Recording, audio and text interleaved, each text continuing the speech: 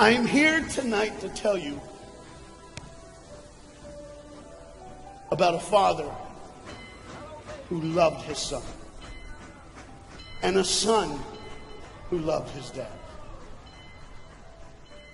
The way this story is going to unfold for you, it's a little bit different because I want to bring it to now. You see, a dad would go home and he would go by the school, and every now and then he would pick up his son and say, "Son, why don't you go to work with me?" The boy loved that. And when his dad would just come and pick him up, he was the happiest boy ever. He knew that he would get to spend the afternoon with his father at work, and he would get his coat and they would walk, and he would bring hot chocolate for his son, for it's really cold, and they would go through. But this boy was different. This boy would see things. This boy wasn't normal. And when they were walking one afternoon going to where dad worked, this boy would notice things that other people wouldn't notice. He sees things other people wouldn't see. He sees a man in a bathrobe in the middle of the street who's yelling at a second-story window. He sees a woman who's very angry at him and doesn't really want to hear what he says. This boy, as the rest of the world hustles by, he slows down. He sees the hurt and the pain. He sees the anguish and the sorrow. He sees the window close and a desperate man trying to get away. What he did doesn't matter. That he hurting is all that matters. And this boy would see these things. His father rushes and gets him by the hand and says, "Let's go. Be late." He would stop and look one more time. Can I stop his pain? Can I stop her hurt?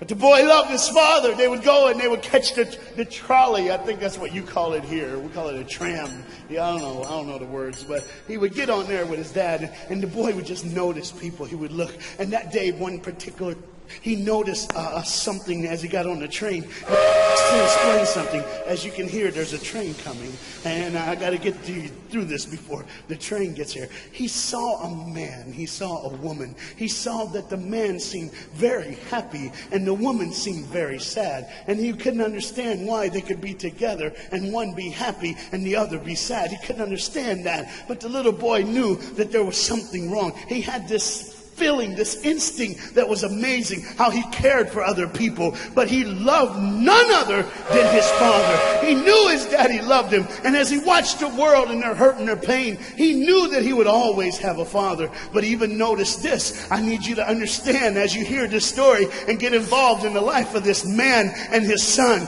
I need you to notice that there's no mom.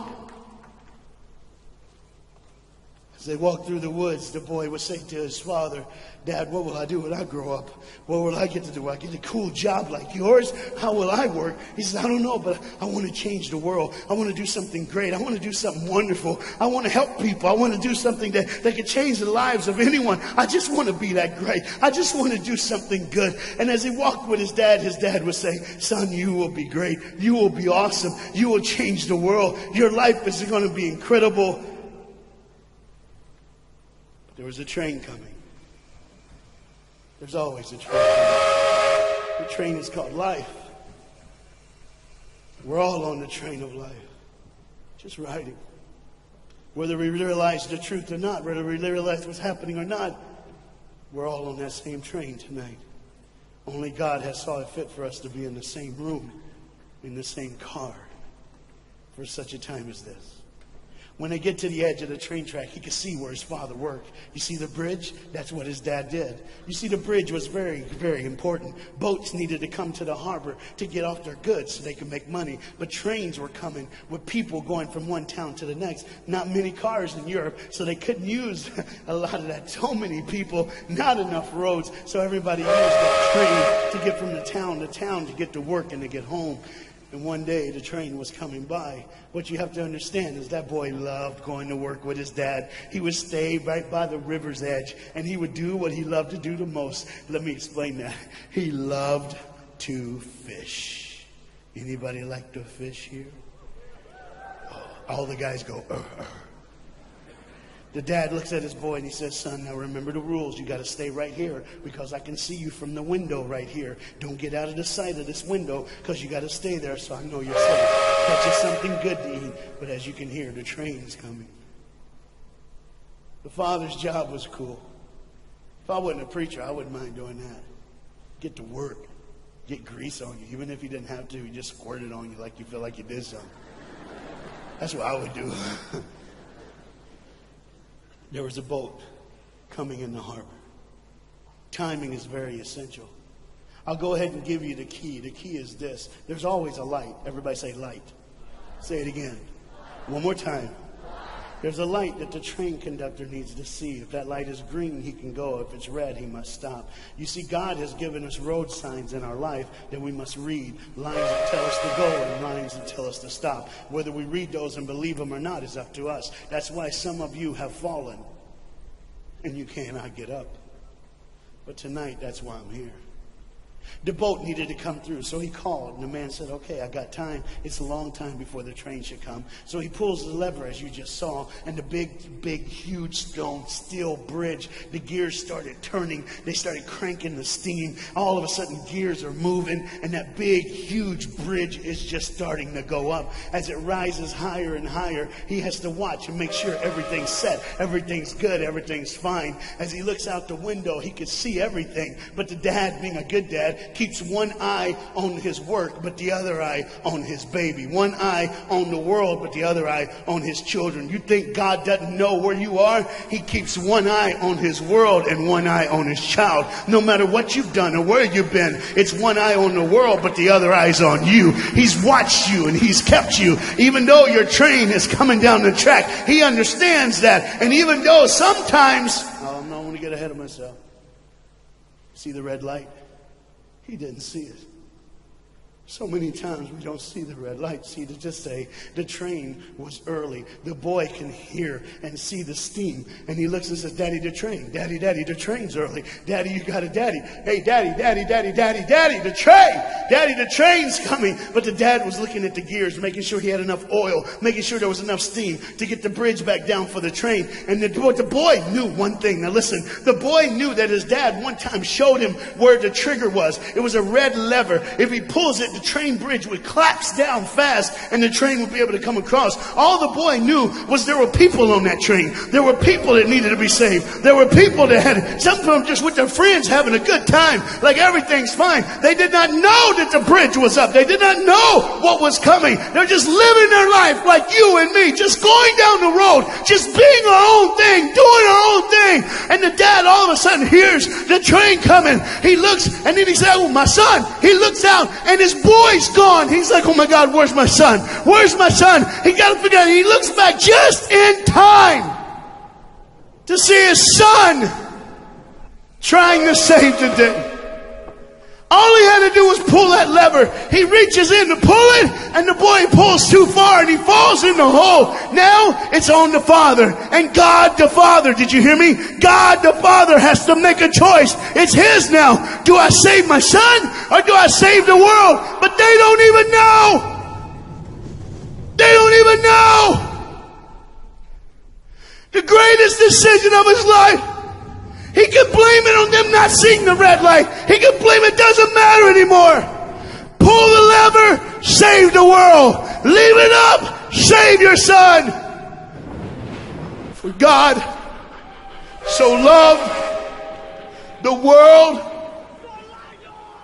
that he gave his only son.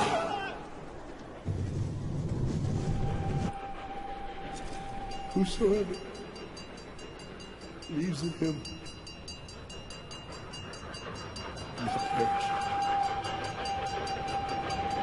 3, 2, 1. That's it. And they didn't even know. They never would know. They didn't even know. The train goes by.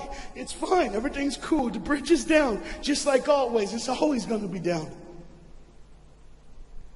Are you hearing me tonight? He gave his only son. For God so loved the world that he gave. And you know what's amazing? I wonder what God did right when his son died on that cross. When he breathed his last breath. When he took that breath and he breathed and it was over. Here's what the Father would have looked like. They didn't even know, just trying to think of their life, just trying to figure out what they're going to do next. Just thinking about the person they're going to see, the people they're going to hang out with. Just trying to be just loving, caring. Doesn't matter if you're blind. Doesn't matter if you're putting on a little more makeup, trying to look pretty for somebody, or just wearing another mask.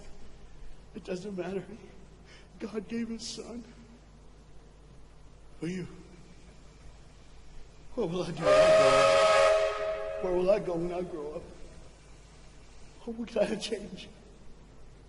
And there was a girl in the bathroom on the train, liquefying her heroin to shoot up one more time.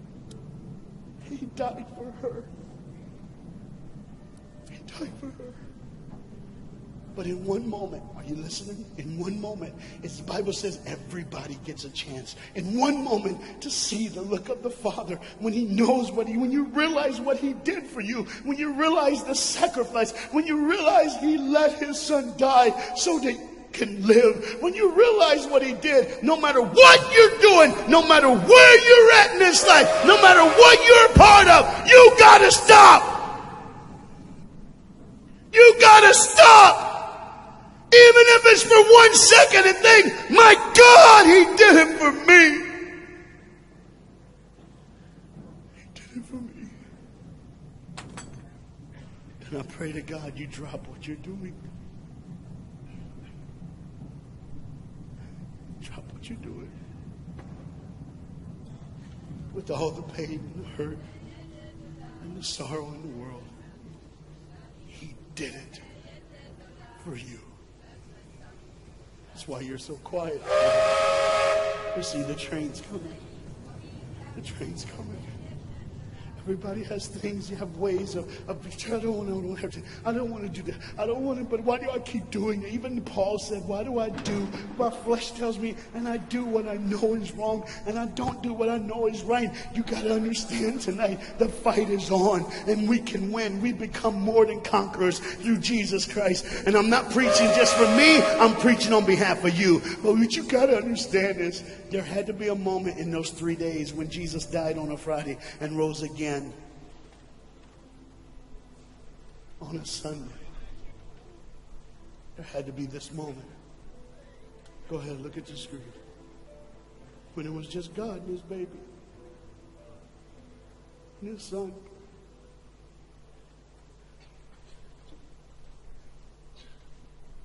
Every sin that's ever been committed in this earth is rolling through your mind right now. I'm here to tell you that as the sun sets in the afternoon, the sun will rise again. And when the sun rises again, you cannot change your past, but you can change your future. You see, it's always a different day. One day someone lives, the next day they die, the next day you wake up and you're still living. You're like, why am I going to live? Why does this have to be my turn? Why can't I? You can just preach. I could have stopped, but I need you to see the whole picture here. You see, because when God the Father gave His only Son, when Jesus Christ breathed His last breath and He died, He did it in a way that you can never ever say, you don't know me, you don't understand me, God don't understand my pain, God don't understand my sorrow. You see, that's the very train that boy was on. That's the very train that he was on. And as this dad remembers, look real close. You see the pictures of the people? Bam, there they are. But there's somebody added in the picture, isn't it? Bam, there they are. Do you see who's added in it? In every face of every person, Jesus is in their life. Why? Because when you're the greatest sacrifice, you always end up in everyone's life. No matter where they are, who they are. He did it so that you can say He was there all the time. Waiting patiently in line. Jesus Christ was there all the time. And the train keeps going. The train keeps coming. Train keeps moving. People keep living and people keep dying. And God the Father just watches it all. One eye on the world, the other eye on you. Some of you are starting to figure it out. You're like, what is He looking for? Just one girl. Because see, the whole horrible day, God only had his eyes on one person. And it was just a day on the street corner. When you walked by, you saw a girl with a babe. And she saw him. Do you get it? Old things are passed away. Behold, all things become new. He did it so that we can live. No matter what the sin, no matter what the pain, no matter what the sorrow, the sacrifice was perfect. It was perfect. And it was for you. And God the Father watches it all unfold. And all he can say